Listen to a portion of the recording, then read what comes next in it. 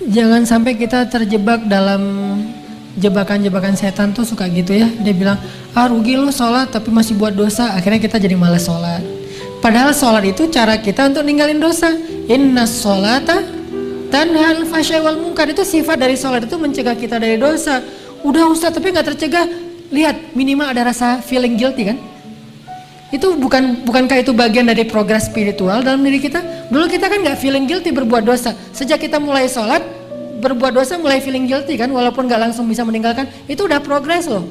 Dan itu udah terbukti bahwa sholat itu benar-benar tanha al-fahsya'i wal munkar. Mulai ngerasa gak enak, mulai ngerasa malu. Dulu gak ada malunya, malah bangga lagi berbuat dosa. Sekarang malu. Bukankah malu itu bagian dari iman? Berarti sholat membangun keimanan kita. Merasa nggak enak sama Allah. Bukankah muraqabah itu bagian dari iman? Merasa dipantau oleh Allah. Mulai merasa setelah itu nyesal. Dulu nggak ada nyesalnya, habis buat dosa biasa aja, malah bangga, malah cerita-cerita. Sekarang malah nyesel. Masih buat dosa sih, tapi setidaknya udah nyesal. Maka terusin sholatnya, perbaiki sholatnya, Allah akan perbaiki diri kita dari dosa. Jadi fokus kita perbaiki sholatnya. Oh mungkin sholat kita masih kurang tepat waktu.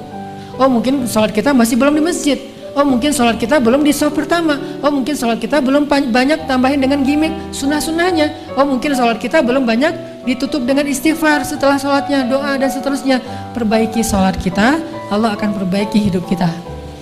Jadi jangan sampai kita terjebak sama setan mengatakan, rugi aja kamu sholat banyak dosa. Enggak, itu mah kerjaan setan yang bikin kita jadi merasa sholatnya jadi sia-sia.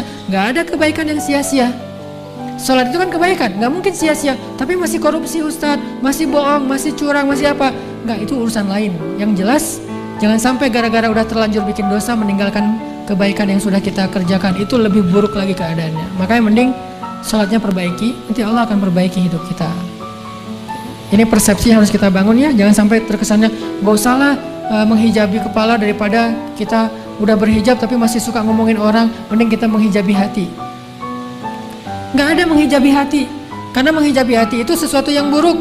Khatamallahu ala qulubihim. Allah menutup hati mereka kan. Hati itu jangan ditutup, hati itu dilapangkan, dibuka. Alam nashrah laka sadrak. Jadi yang benar menutup kepala, membuka hati. Bukan menutup hati, membuka kepala, kebalik. Menutup hati, membuka kepala. Summum bukmun umyun. Bahaya tuh. Khatamallahu ala qulubihim. Bahaya tuh kalau menutup hati. Tapi kalau menutup kepala, membuka hati, memang harusnya kayak gitu. Jadi bukan sebaliknya, menutup hati, membuka kepala. Ini persepsi umum yang disebut dengan syubhat. Pemahaman-pemahaman yang keliru di antara umat Islam, yang mudah-mudahan bertahap kita perbaiki. Termasuk tadi, sia-sia sholatnya masih bikin dosa. Enggak, justru dengan sholat dia bikin dosanya udah mulai merasa bersalah, udah mulai merasa malu, udah mulai merasa menyesal setelahnya, udah mulai mengurangi sedikit-sedikit walaupun belum bisa maksimal. Setidaknya seperti itu.